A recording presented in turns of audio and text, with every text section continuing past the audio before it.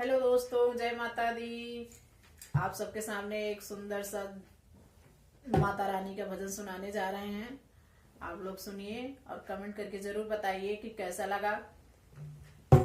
भवन